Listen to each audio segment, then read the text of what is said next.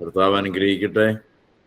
നമുക്ക് ഇന്ന് കർത്താവിൻ്റെ സന്നിധിയിൽ ഒരുമിച്ച് ആയിരിക്കാൻ ദൈവം തന്ന കൃപയ്ക്കായി വലിയവനായ ദൈവത്തെ സ്തുതിക്കുന്നു. നിങ്ങളോടൊപ്പം ആയിരിക്കാൻ ദൈവം തന്ന കൃപയ്ക്കും അവസരത്തിനുമായിട്ട് ദൈവത്തെ സ്തുതിക്കുകയാണ്. നമ്മൾ ആരംഭിക്കുന്നത് അപ്പോസ്തലപ്രവൃത്തികളുടെ പുസ്തകം 1-ാം അധ്യായത്തിന്റെ 8-ാമത്തെ വാക്യത്തിലാണ് നമ്മൾ പറഞ്ഞ് അവസാനിപ്പിച്ചത്. എന്നാൽ പരിശുദ്ധാത്മാവ് നിങ്ങളുടെ മേൽ വരുമ്പോൾ നിങ്ങൾ ശക്തി ലഭിച്ചിട്ട് യെരുശലേമിലും യഹൂദിയിലും എല്ലായിടത്തും ശമര്യയിലും ഭൂമിയുടെ അറ്റത്തോളവും എൻ്റെ സാക്ഷികളാകും എന്ന് പറഞ്ഞു. ആ വാക്യമാണ് നമ്മൾ ഏറ്റവും ഒടുവിലായി പറഞ്ഞ് അവസാനിപ്പിച്ചത്. 9-ാമത്തെ വാക്യത്തിൽ നമുക്ക് ആരംഭിക്കാം. നമുക്ക് 9-ാമത്തെ വാക്യം വായിച്ച് ആരംഭിക്കാം. ഇത് പറഞ്ഞ ശേഷം അവർ കാണെ അവൻ ആരോഹണം ചെയ്തു. ഒരു മേഘം അവനെ മൂടിയിട്ട് അവൻ അവരുടെ കാഴ്ചയ്ക്ക് മറഞ്ഞു. അവൻ പോകുന്നേരം അവർ ആകാശത്തിലേക്ക് ഉറ്റുനോക്കുമ്പോൾ വെള്ളവസ്ത്രം ധരിച്ച 2 പുരുഷന്മാർ അവരുടെ അടുക്കൽ നിന്നു. ഗലീല പുരുഷന്മാരെ, നിങ്ങൾ ആകാശത്തിലേക്ക് നോക്കി നിൽക്കുന്നത് എന്ത്? നിങ്ങളെ വിട്ട് സ്വർഗാരോഹണം ചെയ്ത ഈ യേശുവിനെ സ്വർഗത്തിലേക്ക് പോകുന്നവനായി നിങ്ങൾ കണ്ടതുപോലെ തന്നെ അവൻ വീണ്ടും വരും. വളരെ പ്രധാനപ്പെട്ട 2 സംഭവങ്ങളാണ് 9, 10, 11 വാക്യങ്ങളിലായിട്ട് രേഖപ്പെടുത്തിയിട്ടുള്ളത്. 1-ാമത്തെ സംഭവം കർത്താവിൻ്റെ സ്വർഗാരോഹണമാണ്. 2-ാമത്തെ സംഭവം വീണ്ടും വരവാണ്. 1, കർത്താവ് സ്വർഗത്തിലേക്ക് പോകുന്നു, സ്വർഗാരോഹണം ചെയ്യുന്നു. 2, കർത്താവ് വീണ്ടും വരുന്നു. ഇവിടെ സ്വർഗാരോഹണം നമ്മളത് കഴിഞ്ഞ ദിവസം ഒന്ന് തൊട്ട് കടന്നുപോയതാണ്. കർത്താവിൻ്റെ 2-ാമത്തെ വരവിന് 2 ഘട്ടങ്ങളുണ്ട്. നമ്മൾക്കറിയാം, നമ്മളത് പഠിച്ചിട്ടുള്ളതാണ്. അതുപോലെ തന്നെ കർത്താവിൻ്റെ സ്വർഗാരോഹണത്തിനും 2 ഘട്ടങ്ങളുണ്ട്. അത് നമ്മൾ മനസ്സിലാക്കുകയാണ്. 2 വാക്യങ്ങൾ നമുക്ക് വായിക്കുമ്പോൾ, ഒന്ന് യോഹന്നാന്റെ സുവിശേഷം 20-ാമത്തെ അധ്യായം അതിൻ്റെ 16-ാമത്തെ വാക്യം ഞാൻ നിങ്ങളെ വായിച്ച് കേൾപ്പിക്കാം. യേശു അവളോട് മറിയേ എന്ന് പറഞ്ഞു. അവൾ തിരിഞ്ഞ് എബ്രായ ഭാഷയിൽ റബൂനി എന്ന് പറഞ്ഞു. അതിന് ഗുരു എന്നർത്ഥം. യേശു അവളോട്, എന്നെ തൊടരുത്, ഞാൻ ഇതുവരെ പിതാവിൻ്റെ അടുക്കൽ കയറിപ്പോയിട്ടില്ല. എങ്കിലും നീ എൻ്റെ സഹോദരന്മാരുടെ അടുക്കൽ ചെന്ന് എൻ്റെ പിതാവും നിങ്ങളുടെ പിതാവും എൻ്റെ ദൈവവും നിങ്ങളുടെ ദൈവവുമായവൻ്റെ അടുക്കൽ ഞാൻ കയറിപ്പോകുന്നു എന്ന് അവരോട് പറക എന്ന് പറഞ്ഞു. ഈ വാക്യം തന്നെ മറ്റൊരു രൂപത്തിൽ നമുക്ക് മത്തായിയുടെ സുവിശേഷം 28-ാം അധ്യായത്തിന്റെ 9-ാമത്തെ വാക്യത്തിൽ നമുക്ക് കാണാം. മത്തായിയുടെ സുവിശേഷം 28-ാം അധ്യായത്തിന്റെ 9-ാമത്തെ വാക്യം. അവിടെ ഇങ്ങനെയാണ്: എന്നാൽ യേശു അവരെ എതിരേറ്റു, നിങ്ങൾക്ക് വന്ദനം എന്ന് പറഞ്ഞു. അവർ അടുത്ത് ചെന്ന് അവന്റെ കാൽ പിടിച്ച് അവനെ നമസ്കരിച്ചു. അവന്റെ കാൽ പിടിച്ച് അവനെ നമസ്കരിച്ചു. അവർ അവനെ നമസ്കരിച്ചു എന്ന് എഴുതിയിരിക്കുന്നു. എങ്ങനെ നമസ്കരിച്ചു? അവന്റെ കാൽ പിടിച്ച് നമസ്കരിച്ചു. ഈ സുവിശേഷത്തിൽ നമസ്കരിച്ചു എന്ന് 12 പ്രാവശ്യം രേഖപ്പെടുത്തിയിട്ടുണ്ട് മത്തായിയുടെ സുവിശേഷത്തിൽ. അവിടെ ആദ്യ ഭാഗത്ത് മറിയോട് എന്നെ തൊടരുത് എന്ന് പറയുന്നു. കാരണം അവിടെ പറഞ്ഞിട്ടുണ്ട്, ഞാൻ ഇതുവരെയും പിതാവിന്റെ അടുക്കൽ കയറിപ്പോയിട്ടില്ല, അതുകൊണ്ട് നീ എന്നെ തൊടരുത്. ഞാൻ പിതാവിന്റെ അടുക്കൽ കയറിപ്പോയിട്ടില്ല എന്നതുകൊണ്ട് നീ എന്നെ തൊടരുത് എന്ന് മറിയോട് പറഞ്ഞ അതേ കർത്താവ്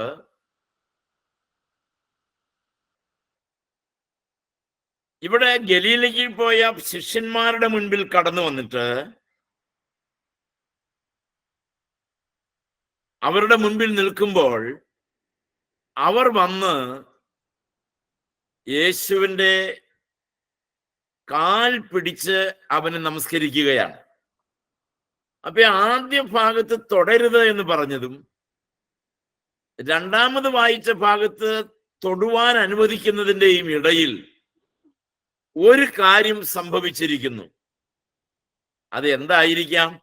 തൊടരുത് എന്ന് പറയുന്നതിന് കാരണം കർത്താവ് പറഞ്ഞത്, ഞാൻ പിതാവിന്റെ അടുക്കൽ കയറിപ്പോയിട്ടില്ല, അതുകൊണ്ട് എന്നെ തൊടരുത് എന്നാണ്. അപ്പൊ തൊടാൻ അനുവദിച്ചപ്പോ നമ്മൾ എന്ത് മനസ്സിലാക്കണം?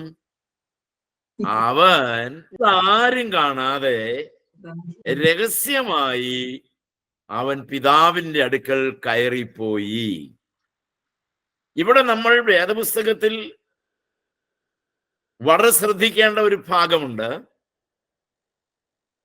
നമ്മൾ എസ്കറ്റോളജി പഠിച്ചപ്പോൾ പഠിച്ചതാണ്. ആദാം മുതലുള്ള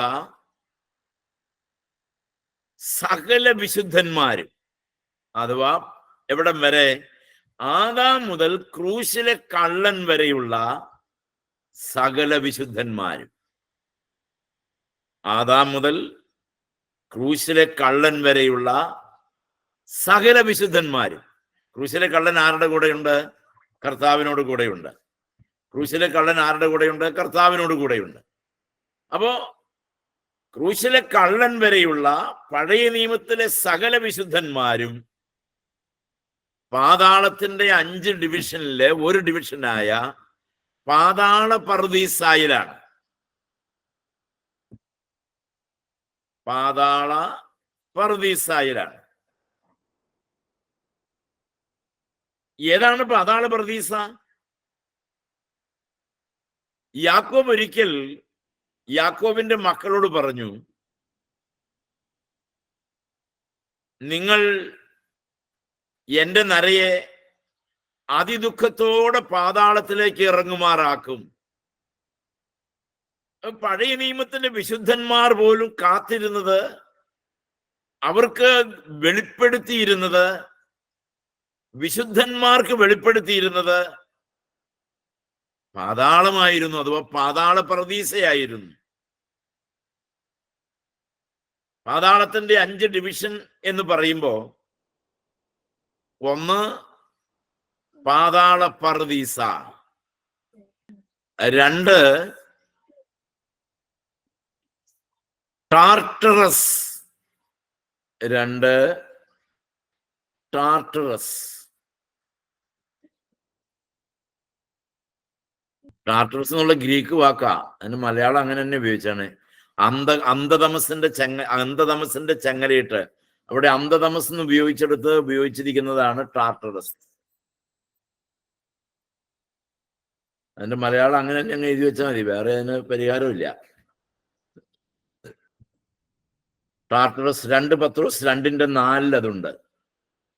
2 പത്രോസ് 2:4 ഉപയോഗിച്ചിരിക്കുന്ന അന്ധതമസിന്റെ ചങ്ങലയിട്ട്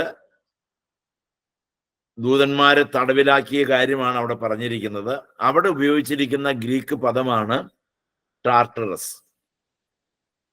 പാതാളം 1 എന്ന് പറയുന്നത് ഷിയോൾ എന്നാണ് അതിന്റെ ഗ്രീക്ക് പദം. ഷിയോൾ, പാതാളം 1 അഥവാ പാതാള പർദീസ അഥവാ ഷിയോൾ. അത് ഉൽപ്പത്തി പുസ്തകം 37-ന്റെ 35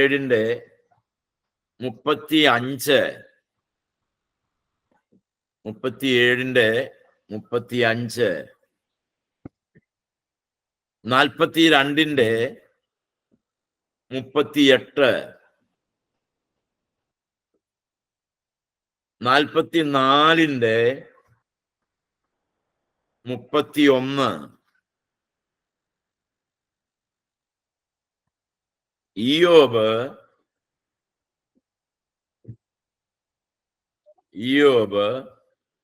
14-ന്റെ 13, ഇയ്യോബ് 14-ന്റെ 13, 17-ന്റെ 13, 15, 16 വാക്യങ്ങൾ. ഇതാണ് നമ്മൾ പറഞ്ഞ പാതാള പറുദീസ. വിശുദ്ധന്മാർ, പഴയ നിയമ വിശുദ്ധന്മാരെല്ലാം പ്രതീക്ഷയോടെ വെച്ചിരുന്ന സ്ഥലമാണ് പാതാള പറുദീസ. മൂന്നാമത്തെ പാതാളമാണ്, അഥവാ മൂന്നാമത്തെ നമ്പറാണ് അധമ പാതാളം. അധമ പാതാളം.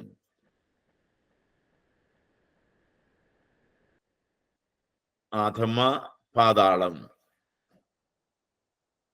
32-ന്റെ 22, ആവർത്തനം 32-ന്റെ 22, സങ്കീർത്തനം 86-ന്റെ 13,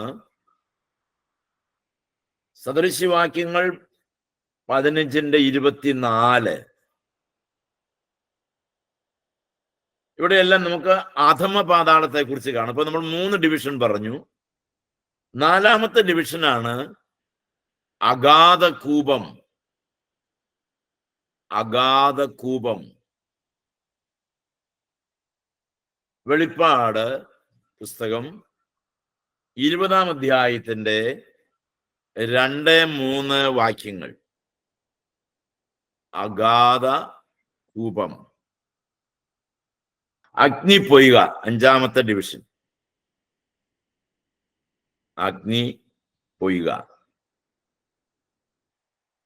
വെളിപ്പാട് 21-ന്റെ 8. അപ്പൊ അങ്ങനെ 5 ഡിവിഷനാണ് പാതാളത്തിനുള്ളത്. പാതാളം എവിടെയാണെന്ന് നമ്മൾ പഠിച്ചിട്ടുണ്ട്. എഫേസ്യർ 2-ന്റെ 8. എവിടെയാണ് പാതാളം? ഭൂമിയുടെ അധോഭാഗത്താണെന്നാണ്. ഭൂമിയുടെ അധോഭാഗത്താണ് പാതാളം. അപ്പോ ഈ 5 ഡിവിഷനുള്ളതിൽ ആദ്യത്തെ ഡിവിഷനാണ് പാതാള പറുദീസ. അവിടെ കർത്താവ് ക്രൂശിലെ കള്ളനുമായി നീ ഇന്ന് എന്നോടുകൂടെ പറുദീസായിലിരിക്കും, നീ ഇന്ന് എന്നോടുകൂടെ പറുദീസായിലിരിക്കും എന്ന് പറഞ്ഞ ആ പറുദീസ എന്ന് പറയുന്നത് ഈ പാതാള പറുദീസയാണ്. നീ ഇന്ന് എന്നോടുകൂടെ പറുദീസായിലിരിക്കും എന്ന് പറഞ്ഞ ആ പറുദീസ ഈ പാതാള പറുദീസയാണ്, അല്ലെങ്കിൽ ഷീയോളാണ്. എന്തിനാണ് കർത്താവ് ക്രൂശിലെ കള്ളനുമായി അവിടെ ചെന്നത്?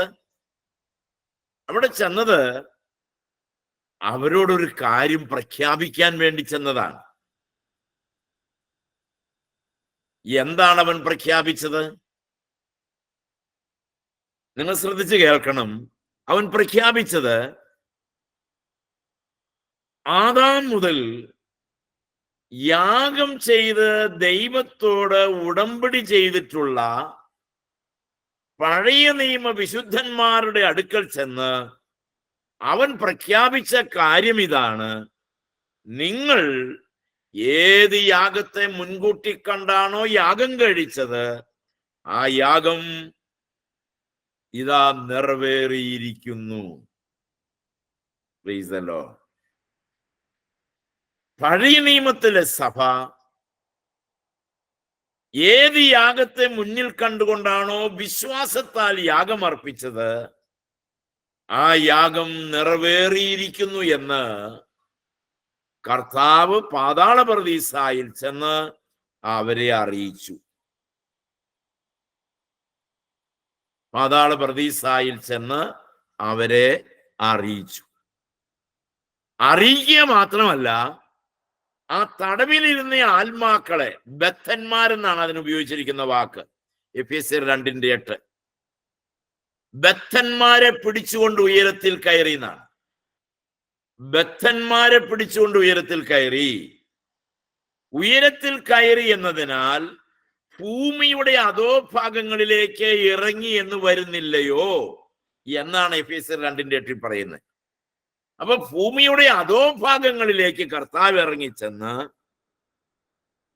പാതാളപ്രതീസായിലുള്ള വിശുദ്ധന്മാരുടെ ആത്മാക്കളെയും കൊണ്ട് കല്ലറയ്ക്കൽ നിൽക്കുമ്പോഴാണ് മഗ്ദലക്കാരത്തി മറിയ കല്ലറയ്ക്കൽ കർത്താവിന്റെ ശരീരം കാണാതെ വിഷണ്ണയായി നിൽക്കുന്നത്. ആ സമയത്ത് മറിയുടെ കണ്ണിന് ഒരു മോശ കനാൻ നാട് നോക്കി കാണാൻ മോശയുടെ കണ്ണ് തുറന്നു കൊടുത്തതുപോലെ മറിയുടെ കണ്ണൊന്ന് തുറന്നിരുന്നെങ്കിൽ മറിയയ്ക്ക് ആദാം മുതലുള്ള സകല വിശുദ്ധന്മാരുടെയും ആത്മാക്കളെ ആത്മാവിൽ കാണാൻ കഴിയുമായിരുന്നു.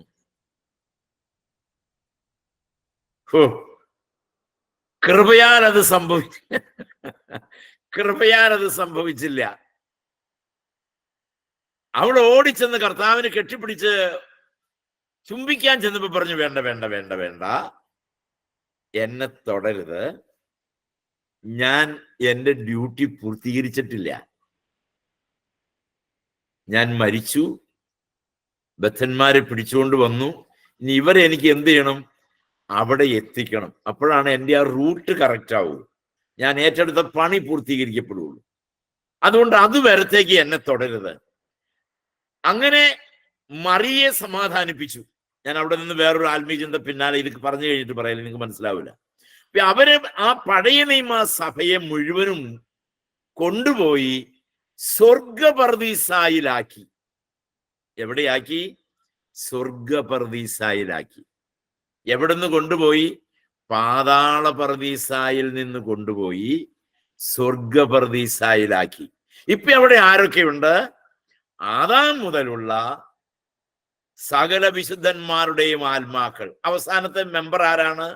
ക്രൂശിലെ കള്ളൻ. ഇത്രയും പേരുടെ ആത്മാക്കൾ എവിടെയുണ്ട്? സ്വർഗപർദീസായിലുണ്ട്. അപ്പൊ ഇപ്പോഴത്തെ പാതാള പർദീസായുടെ സ്ഥിതി എന്തായിരിക്കും?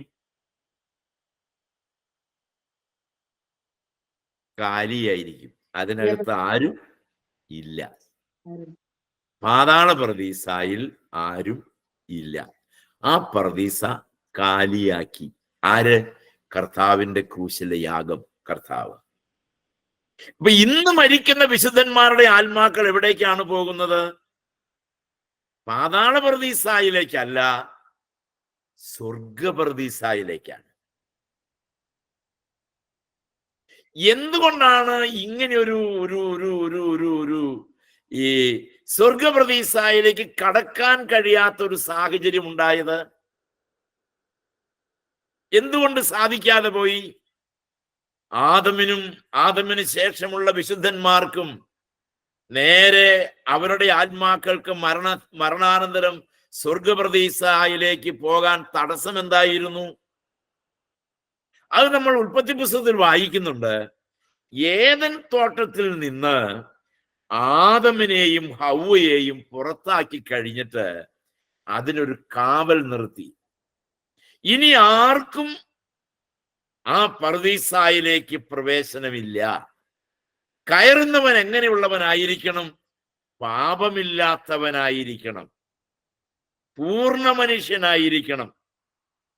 ആദമിനെ പോലെ, സൃഷ്ടിക്കപ്പെട്ട ആദമിനെയും ഹവ്വയെയും പോലെ. ഒന്നുകൂടി പറഞ്ഞാൽ, പാപം ചെയ്യുന്നതിന് മുമ്പ് ആദമും ഹവ്വയും എങ്ങനെയായിരുന്നോ അങ്ങനെയുള്ള ഒരാൾക്കേ ഇനി അതിനകത്തേക്ക് പ്രവേശിക്കാൻ കഴിയൂ. ആരായിരുന്നു ആ മനുഷ്യൻ? പൂർണ്ണ മനുഷ്യൻ. പാപമൊഴികെ സകലത്തിലും നമുക്ക് തുല്യമായി ജീവിച്ച നമ്മുടെ കർത്താവ് ആ തിരിയുന്ന വാളിന്റെ താഴെ കൂടെ കടന്നുപോയപ്പോൾ കടന്നുപോയപ്പോൾ ആ വാൾ അവന്റെ മേൽ വീണു.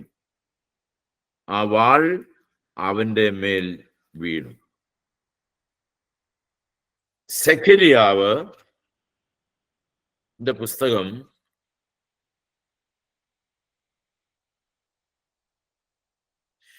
13:7 വാക്യം, വാളെ എന്റെ ഇടയന്റെ നേരെയും എന്റെ കൂട്ടാളിയായ പുരുഷന്റെ നേരെയും ഉണരുക എന്ന് സൈന്യങ്ങളുടെ ദൈവമായ യഹോവയുടെ അരുളപ്പാട്. കൂട്ടാളിയായ പുരുഷൻ ആരാണ്? നമ്മുടെ കർത്താവാണ്. ആ വാള് അവന്റെ മേൽ വീണു. അങ്ങനെ സ്വർഗപർദീസായിലേക്ക് പോകാനുള്ള തടസ്സം മാറി. പ്രിയപ്പെട്ടവരെ, ആ തടസ്സം മാറി.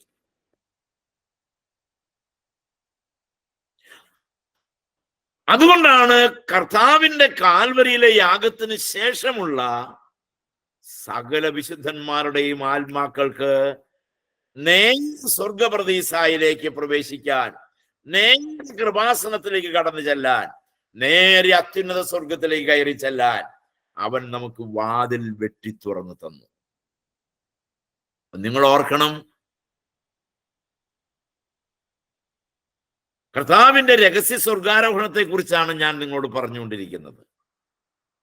ആരും കാണാതെ തന്റെ ക്രൂശ് മരണത്തിന്റെ ഒരു ഭാഗം അവൻ നിറവേറ്റി.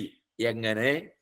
പാതാളപ്രതീസായിൽ ചെന്ന് സകല പഴയ നിയമ വിശുദ്ധന്മാരെയും കൊണ്ട് അവൻ രഹസ്യമായി പിതാവിന്റെ സന്നിധിയിൽ കയറിപ്പോയി. തിരിച്ചു വന്നിട്ടാണ് ഗലീലയിൽ വെച്ച് ആരെ കാണുന്നത്? ശിഷ്യന്മാരെ കാണുന്നത്. അപ്പൊ ശിഷ്യന്മാർ എന്ത് ചെയ്തു? അവന്റെ കാൽപാദം കെട്ടിപ്പിടിച്ച് ചുംബിച്ചു, നമസ്കരിച്ചു. അപ്പൊ അതിന് തടസ്സമില്ല. കാരണം അവൻ എന്ത് ചെയ്തു? അവൻ പിതാവിന്റെ അടുക്കൽ പോയി. പിതാവിന്റെ അടുക്കൽ കയറിപ്പോയി. അപ്പോ നമ്മൾ ഇവിടെ പഠിച്ച വിഷയം കർത്താവിന്റെ രഹസ്യ സ്വർഗാരോഹണത്തെ സംബന്ധിച്ചാണ്. രഹസ്യമായി അവൻ സ്വർഗാരോഹണം ചെയ്തു. എന്തുകൊണ്ടാണ് അങ്ങനെ പറയുന്നത്? അതിന്റെ കാരണമാണ് നിങ്ങൾക്ക് ഞാൻ പറഞ്ഞു തന്നത്. ഓക്കെ, ഇവിടെ നമ്മൾ ഓർക്കേണ്ട ഒരു പ്രത്യേകത, ഏദൻ തോട്ടത്തിൽ നിന്ന് ഒരു സ്ത്രീ പാപം ചെയ്ത് അവൾ പൊട്ടിക്കരഞ്ഞുകൊണ്ടാണ് ആ തോട്ടത്തിൽ നിന്ന് ആരിറങ്ങിപ്പോന്നത്? ഹൗവയും ആദമും ഇറങ്ങിപ്പോന്നത്. നിങ്ങൾ ഓർക്കണം, രണ്ടാമത്തെ തോട്ടമായ ഗത്സമന തോട്ടത്തിൽ ഒടുക്കത്തെ മനുഷ്യനായ, ഒടുക്കത്തെ ആദമായ, രണ്ടാം ആദാമായ കർത്താവായ യേശുക്രിസ്തു ഗത്സമന തോട്ടത്തിൽ വീണ് കിടന്ന് ചങ്ക് പൊട്ടിക്കരഞ്ഞു. ഒന്നാമത്തെ തോട്ടത്തിൽ നിന്ന് ഇറങ്ങിപ്പോയവന്റെ അപരാധങ്ങൾ നിമിത്തം ഗത്സമന തോട്ടത്തിൽ ഒരുവൻ പൊട്ടിക്കരഞ്ഞു. എന്നാൽ ക്രൂശിലെ യാഗത്തിന് ശേഷം, കർത്താവിന്റെ ഉയർത്തെഴുന്നേൽപ്പിന് ശേഷം, അല്ലെങ്കിൽ കർത്താവിന്റെ ക്രൂശ് മരണത്തിന് ശേഷം കർത്താവ് ആദ്യം ചെയ്ത കാര്യം എന്നാണെന്നറിയാമോ? Praise the Lord. കല്ലറയ്ക്കൽ കരഞ്ഞുകൊണ്ടിരുന്ന മറിയോട് പറഞ്ഞു, ഇനി മോളെ നീ കരയണ്ട. സ്ത്രീയെ, നീ കരയുന്നത് എന്ത്? കരയണ്ട, ഞാൻ ഉയർത്തെഴുന്നേറ്റിരിക്കുന്നു എന്ന് ഗലീലയിൽ ചെന്ന് അവരോട് നീ പോയി പറയണം. Price the Lord. ഉയർത്തെഴുന്നേറ്റ കർത്താവിന്റെ ആദ്യത്തെ ശുശ്രൂഷ കരയുന്നവരുടെ കണ്ണുനീർ തുടയ്ക്കുന്നതും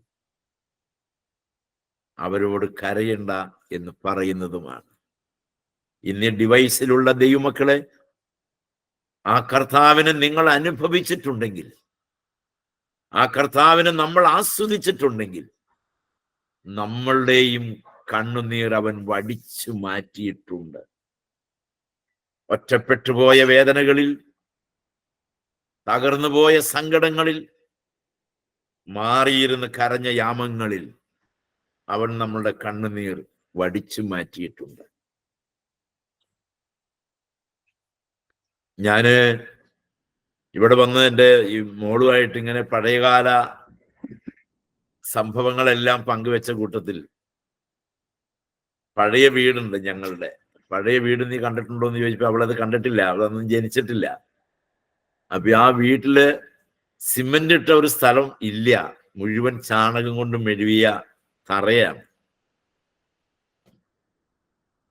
ആകെ സിമന്റ് ഇട്ട ഒരു സ്ഥലമുള്ളത് പൂണയോ ബാങ്കിൽ നിന്ന് ലോൺ എടുത്ത് കിണർ കെട്ടി, ആ കിണറിന്റെ പടിയാണ് ആകെ സിമന്റ് ഇട്ട ഒരു സ്ഥലമുള്ളത്.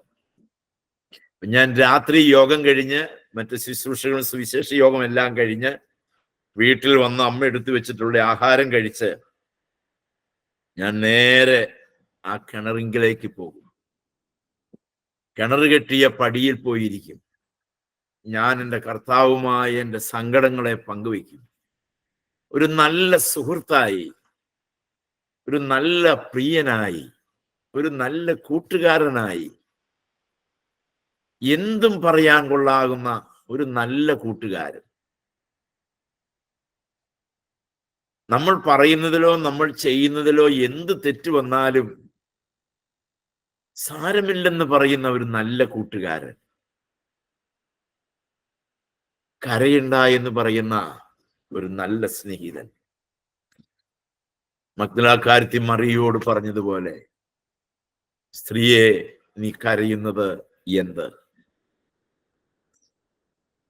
ഇന്ന് ഈ സായങ്കാലം ശുശ്രൂഷയിൽ സംബന്ധിക്കുന്ന നമ്മളെല്ലാവരോടുമുള്ള കർത്താവിൻ്റെ ഒരു സന്ദേശമാണ്, മോളെ നീ കരയുന്നത് എന്തിന്?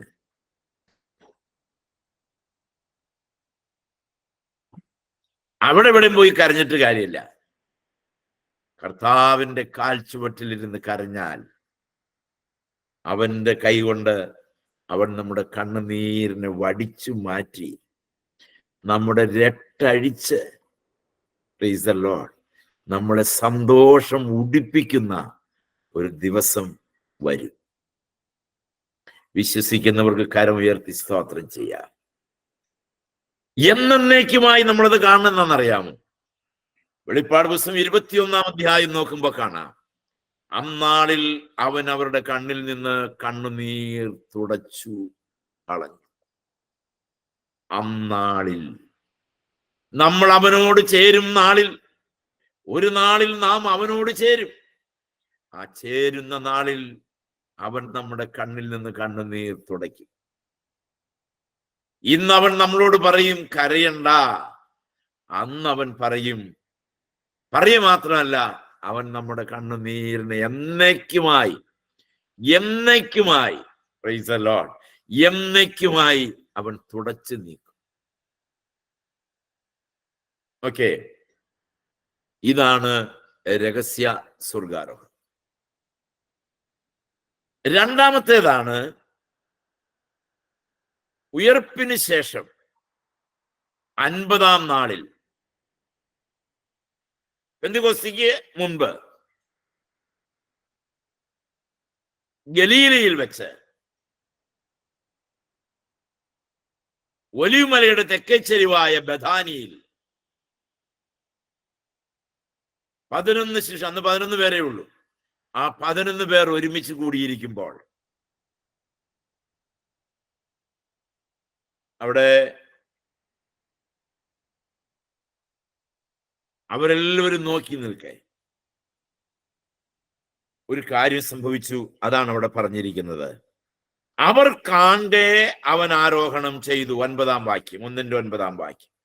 അവർ കാണെ അവൻ ആരോഹണം ചെയ്തു. മറ്റത് കാണുകയല്ല, കാണാതെയാണ്. ഇത് കാണുകയാണ്. അപ്പൊ ഇവിടെ 9-ാം വാക്യത്തിൽ പറയുന്നത്, 9-10 വാക്യത്തിൽ പറയുന്നത്, എല്ലാവരും കാണുകയുള്ള സ്വർഗാരോഹണമാണ്. യോഹന്നാൻ 20:16 മത്തായി 28:9 ഈ രണ്ട് വാക്യങ്ങൾക്കിടയിൽ സംഭവിച്ചതാണ് രഹസ്യ സ്വർഗാരോഹണം. ഞാൻ ഒന്നുകൂടി പറയാം. യോഹന്നാൻ 20:16 മത്തായി 28:9 ഇടയിൽ സംഭവിച്ചതാണ് രഹസ്യ സ്വർഗാരോഹണം. പരസ്യ സ്വർഗാരോഹണം അപ്പോസ്തലപ്രവൃത്തികൾ 1:9 അവർ കാണെ അവൻ ആരോഹണം ചെയ്തു. ഒരു മേഘം അവനെ മൂടിയിട്ട് അവൻ അവരുടെ കാഴ്ചയ്ക്ക് മറഞ്ഞു. ഞാൻ പലപ്പോഴും സ്വകാര്യ ധ്യാനത്തിൽ ഉപയോഗിക്കുന്ന ഒരു വേദഭാഗമാണിത്. ഭയങ്കര ഇഷ്ടമാണ് എനിക്ക് ഈ ഭാഗം.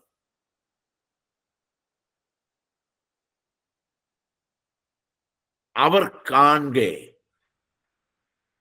ഒരു മേഘം അവനെ മൂടി. നിങ്ങൾക്ക് ചിന്തിക്കാൻ പറ്റില്ലേ? 11 പേര് അതിന് നടുവിൽ കർത്താവ് നിൽക്കുന്നു. വർത്താനം പറഞ്ഞുകൊണ്ട് നിൽക്കുക, മിണ്ടി പറഞ്ഞുകൊണ്ട് നിൽക്കുക, സംസാരിച്ചുകൊണ്ടിരിക്കേ കർത്താവ് അവരുടെ നടുവിൽ നിന്ന് 1 മീറ്റർ പൊങ്ങി, വീണ്ടും 2 മീറ്റർ പൊങ്ങി, ഒരു 4 മീറ്റർ കൂടി പൊങ്ങി. അപ്പൊ ഇവര് മേലോട്ട് നോക്കും. ഇപ്പൊ കർത്താവ് ഇവരുടെ തലയ്ക്ക് മുകളിലായി. അവർ നോക്കി നിൽക്കേ മുകളിലേക്ക് പറന്ന് പറന്ന് പറന്ന് പറന്ന് പറന്ന് പോവുക. കർത്താവ് മുകളിലേക്ക് ഉയർന്നു പോകുന്നതിനനുസരിച്ച് ഇവരുടെ കഴുത്തും മേലോട്ട് മേലോട്ട് മേലോട്ട് പോയി. അങ്ങനെ ശൂന്യമായ ആകാശത്തിലെ മേഘമണ്ഡലത്തിലേക്ക് മേലോട്ട് ശിരസും നട്ടിരിക്കുമ്പോ, കണ്ണും നട്ടിരിക്കുമ്പോൾ ഒരു ശബ്ദം അവരുടെ ചെവിയിൽ കേട്ടു. എന്താണ് ആ ശബ്ദം? ഗലീല പുരുഷന്മാരെ, നിങ്ങൾ ആകാശത്തിലേക്ക് ഉറ്റുനോക്കുന്നത് എന്ത്? എന്നതാ മുകളിൽ, എന്നതാ മേപ്പോട്ട് നോക്കണേ? യെസ്, എന്തിനാ നിങ്ങൾ മേലോട്ട് നോക്കണേ? അടുത്ത വാക്ക്, നിങ്ങൾ വിഷമിക്കണ്ട, അവൻ പോയതുപോലെ വീണ്ടും വരും. മേഘത്തെ വാഹനമാക്കി പോയവൻ മേഘത്തെ വാഹനമാക്കി മേഘത്തിൽ ഇറങ്ങി വരും. അവൻ പോയതുപോലെ വീണ്ടും വരും. മേഘാരൂഢനായി പോയവൻ മേഘാരൂഢനായി മടങ്ങി വരും. പോയതുപോലെ വരും. ആ പോയതുപോലെ എന്നുള്ളത് നിങ്ങൾ ഇൻവെർട്ടർ കോമയ്ക്കകത്ത് എഴുതിയിട്ട് താഴെ നിങ്ങൾ ശ്രദ്ധിക്കണം. എന്താണ് പോയതുപോലെ? പോയത് എങ്ങനെയാണ്? രഹസ്യമായിട്ടും പോയി, പരസ്യമായിട്ടും പോയി. അപ്പൊ പോയതുപോലെ വീണ്ടും വരും എന്ന് പറഞ്ഞാലോ, രഹസ്യമായിട്ടും വരും, പരസ്യമായിട്ടും വരും. പോയതുപോലെ വീണ്ടും വരും. ആ പോയതുപോലെ എന്നുള്ളത് ഒരു ഇൻവെർട്ടർ കോമയ്ക്കകത്ത് എഴുതിയിട്ട് നിങ്ങൾ അപ്പുറത്ത് എഴുതണം. പോയതുപോലെ, ഒന്ന്, അവൻ രഹസ്യമായി ആരോഹണം ചെയ്തു. 2, പരസ്യമായി അവൻ ആരോഹണം ചെയ്തു. 3, അവൻ മേഘാരൂഢനായി പോയി. അതുകൊണ്ട് അവൻ വരുമ്പോഴോ അവൻ രഹസ്യമായും വരും, പരസ്യമായും വരും, മേഘാരൂഢനായി വരും. അവന്റെ അവരോഹണവും അങ്ങനെയായിരിക്കും. രഹസ്യ അവരോഹണം, രഹസ്യ അവരോഹണവും പരസ്യ അവരോഹണവും ഉണ്ട്. രഹസ്യ അവരോഹണമാണ് 1 തെസ്സലോനിക്കർ 4:16. അഥവാ രഹസ്യമായ വരവാണ് 1 തെസ്സലോനിക്കർ 4:16. പരസ്യമായ വരവാണ് സെഖര്യാവ് 14:4. സെഖര്യാവ് 14:4. കർത്താവിന്റെ രഹസ്യ പരസ്യ സ്വർഗാരോഹണം പോലെ കർത്താവിന്റെ വരവും കർത്താവിന്റെ അവരോഹണവും രഹസ്യവും പരസ്യവുമായിട്ടുണ്ട്. രഹസ്യമായ അവന്റെ വരവിന് പ്രത്യേകത 11 പേർക്ക് മാത്രമാണ് അത് കാണാൻ കഴിഞ്ഞുള്ളൂ. അവരെ ആ പോക്ക് കണ്ടുള്ളൂ. ശിഷ്യഗണം മാത്രമാണ് ആ പോക്ക് കണ്ടുള്ളൂ. ആ സമയത്ത് അവിടെ കൂടിയിരുന്ന ഒരുപക്ഷെ കൊരിന്ത്യ ലേഖനത്തിൽ നമ്മൾ കഴിഞ്ഞ ദിവസം ചിന്തിച്ചതുപോലെ 500ഓളം പേരവിടെ കൂടിയിട്ടുണ്ടാകും. അവർക്കും അത് കാണാൻ കഴിഞ്ഞിട്ടുണ്ടാകാം. അവന്റെ ആ പരസ്യമായ സ്വർഗാരോഹണം എല്ലാവർക്കും കാണാൻ കഴിഞ്ഞതുപോലെ അവന്റെ പരസ്യമായ വരവും എല്ലാവർക്കും കാണാൻ കഴിയും. അവന്റെ പരസ്യമായ സ്വർഗാരോഹണം 11 ശിഷ്യന്മാർക്കും ആ ചുറ്റും കൂടിയിരുന്ന 500ഓളം പേർക്ക്. അപ്പോ അവിടെ കൂടിയിരുന്ന അവർക്കെല്ലാവർക്കും കാണുകയാണ് അവൻ പോയതെങ്കിൽ അവർ കാണുകയാണ് അവൻ വരുന്നതും. എന്നാൽ ആരും കാണാതെ അവൻ പോയില്ലേ? അത് അവൻ വെളിപ്പെടുത്തി കൊടുക്കുന്നവർക്ക് മാത്രമാണ് അത് കാണുവാനായിട്ട് സാധിക്കും. ആരാണവർ? 1 തെസ്സലോനിക്കർ 4:16 ക്രിസ്തുവിൽ മരിച്ചവരാണ്. ക്രിസ്തുവിൽ മരിച്ചവരും ക്രിസ്തുവിനായി ജീവിക്കുന്നവരും. ക്രിസ്തുവിൽ മരിച്ചവരും ക്രിസ്തുവിനായി ജീവിക്കുന്നവർക്കും മാത്രമാണ് രഹസ്യ സ്വർഗാരോഹണം അനുഭവിക്കാൻ കഴിയൂ. ക്രിസ്തുവിൽ മരിച്ചവർക്കും ക്രിസ്തുവിനായി ജീവിക്കുന്നവർക്കും മാത്രമാണ് രഹസ്യ സ്വർഗാരോഹണത്തെ, രഹസ്യ അവരോഹണത്തെ അഥവാ രഹസ്യമായ കർത്താവിന്റെ വരവിനെ തിരിച്ചറിയാൻ കഴിയൂ. ഇപ്പൊ 2 ഘട്ടത്തിലുള്ള സ്വർഗാരോഹണം പോലെ 2 ഘട്ടമായിട്ട് അവരോഹണവുമുണ്ട്. ഞാനത് ആവർത്തിക്കണ്ടല്ലോ, നിങ്ങൾക്കത് ക്ലിയറായി എന്ന് ഞാൻ വിശ്വസിക്കുകയാണ്. സംശയം ഉണ്ടെങ്കിൽ ക്ലാസ് കഴിയുമ്പോൾ ചോദിക്കാം. ക്ലാസ് കഴിഞ്ഞിട്ട് ഞാൻ സമയം തരാം. അപ്പോ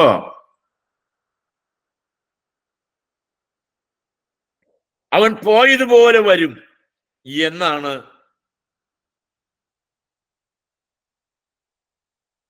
ദൂതന്മാർ അവരോട് പറഞ്ഞത്. യോഹന്നാൻ 14:3 ഇങ്ങനെ കാണാം: നിങ്ങളുടെ ഹൃദയം കലങ്ങിപ്പോകരുത്, എന്നിലും എന്നെ അയച്ച പിതാവിലും നിങ്ങൾ വിശ്വസിക്കണം. ഞാൻ പോകുന്നത് നിങ്ങൾക്ക് നല്ലതാണ്. ആ പോക്കാണ് ആ പോക്ക്. ഞാൻ പോകുന്നത് നിങ്ങൾക്ക് നല്ലതാണ്. അവൻ പോയി. അവൻ പോയത് നമുക്ക് നല്ലതാണ്. എങ്ങനെ? ഞാൻ പോയാൽ പരിശുദ്ധാത്മാവെന്ന കാര്യസ്ഥനെ നിങ്ങളിലേക്ക് അയക്കും.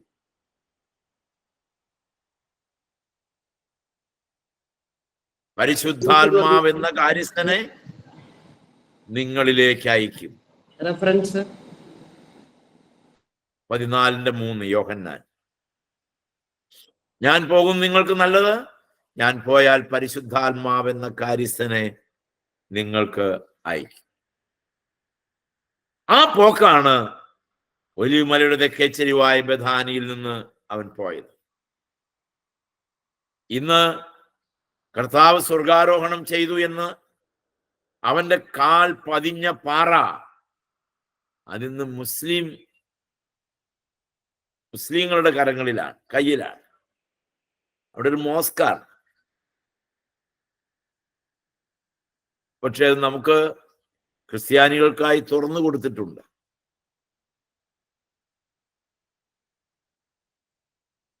അവിടെ പോയിട്ടുള്ളവർക്കൊക്കെ കാണാം ആ പാറ. അവരെല്ലാരും ചെന്ന് കുമ്പിട്ട് തൂത്ത് തുടച്ച് ഉമ്മ വെച്ചൊക്കെ പോരും. എന്റെ കൂടെ പോരുന്ന ടീമിനോട് ഞാൻ പുറത്തിറങ്ങി ഒരു ഗ്രൂപ്പായി ചേർത്ത് നിർത്തി പറയാറുണ്ട്, ഒരു ദിവസം നമ്മുടെ കർത്താവിനോടൊപ്പം നമ്മളും ദാ ഈ മലയിൽ ഇറങ്ങി വരും. അന്ന് ഈ ശരീരത്തോടെയല്ല, മഹത്വ ശരീരത്തോടെ ഈ മലയിൽ നമ്മുടെ കർത്താവിനോടുകൂടി ഇറങ്ങി വരുന്ന ഒരു ദിവസം വരും.